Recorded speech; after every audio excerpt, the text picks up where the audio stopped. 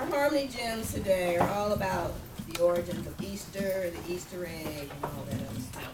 Thank you, Reverend Mario. I appreciate that. Easter, perhaps the most important of the Christian holidays, celebrates Christ's resurrection from the dead following his death on Good Friday. Traditionally, this corresponds to a time around the vernal equinox, the spring equinox. This is historically a time of pagan celebration that coincides with the arrival of spring and symbolizes the arrival of light and the awakening of life around us. Easter's conception as a holy celebration came about in the 2nd century. Easter has had its non-religious side. In fact, Easter originally was a pagan festival. The ancient Saxons celebrated the return of spring with the festival commemorating their goddess of offspring and of springtime. Her name was Estre. The festival was held in her honor every year at the vernal equinox. Now, when 2nd century Christian missionaries encountered the tribes of the north with their pagan celebrations, they attempted to convert them to Christianity. They did so, however, in a clandestine manner. Go figure. It would have been risky business for the very early Christians. Yeah, we'll talk about the biscuits later. It would have been risky business for the very early Christian converts to celebrate their holy days with observances that did not coincide with celebrations that already existed. To save lives, the missionaries cleverly decided to spread their religious message slowly throughout the population by allowing them to continue to celebrate pagan feasts, but to do so in a Christian manner. That's called flexibility. As it happened, the pagan festival of Estre occurred at the same time of year as the Christian observance of the resurrection of Christ. It made sense, therefore, to alter the festival itself to make it a Christian celebration as converts were slowly won over. The early name Estre was eventually changed to its modern spelling of Easter. Now, as you all know, Easter is a movable feast, meaning it's not fixed in relationship to the civil calendar. And of course, you know I have a reason why. In the year AD 325, Emperor Constantine convened the Council of Nicaea, and the council issued the Easter rule, which deemed Easter should be celebrated on the first Sunday that occurs after the first full moon on or after the spring equinox. However, small little caveat there.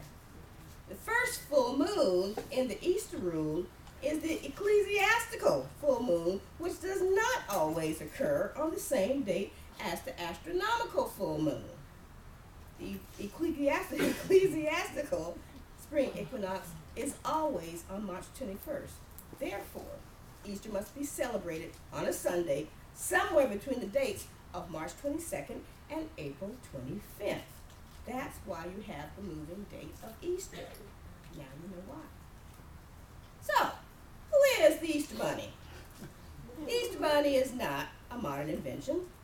The symbol originated with the pagan festival of Estre. The ancient Saxons worshipped the goddess Estre through her earthly symbol, the rabbit. And since hares and rabbits have frequent multiple births, they became a symbol of fertility.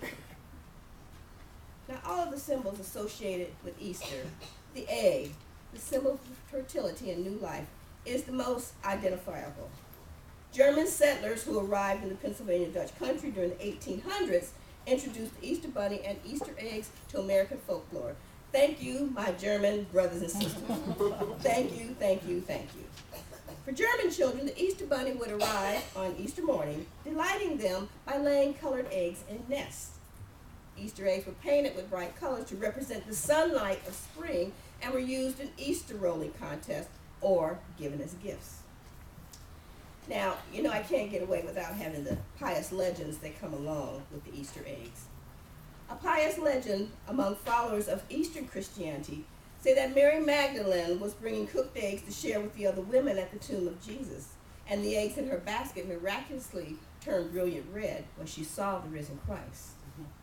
A different but not necessarily conflicting legend concerns Mary Magdalene's effort to spread the gospel. According to this tradition, after the ascension of Jesus, Mary went to an emperor of Rome and greeted him with, "Christ has risen," Whereupon he pointed to an egg on his table and stated, Christ has no more risen than that egg is red. Now, after making that statement, what do you think happened? The egg turned red, okay? Pious legends for you there.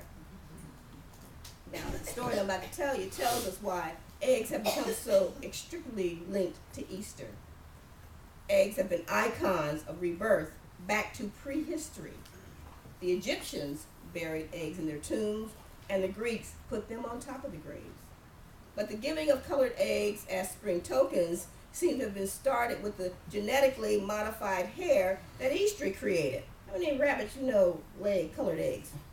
How many rabbits you know lay eggs? Anyway, the early Christians couldn't be seen to take all the pagan beliefs unquestionably, so they got their own PR gurus to come up with a suitable Christian solution and tradition to explain the colored eggs. Now, the church said that Simon of Cyrene, the kind soul who helped Jesus to carry his cross to Calvary, was an egg merchant. When he returned home to his farm after witnessing Christ's death, he found that all the eggs laid that day had miraculously turned into a rainbow of colors. Now that's an explanation for you. There you go. Egg hunts, loved by children everywhere, had a much more sinister beginning. In Dark Age Europe, it was an annual tradition for men to go hunting through the forest looking for eggs bearing specific patterns on their shells. Such an egg, when found, was much prized as a magical talisman. As belief in magic declined, so they say, the hunt continued, but now with colored eggs hidden in advance. So thank goodness, as I said, for the Germans who moved to Pennsylvania and bought the hare with them.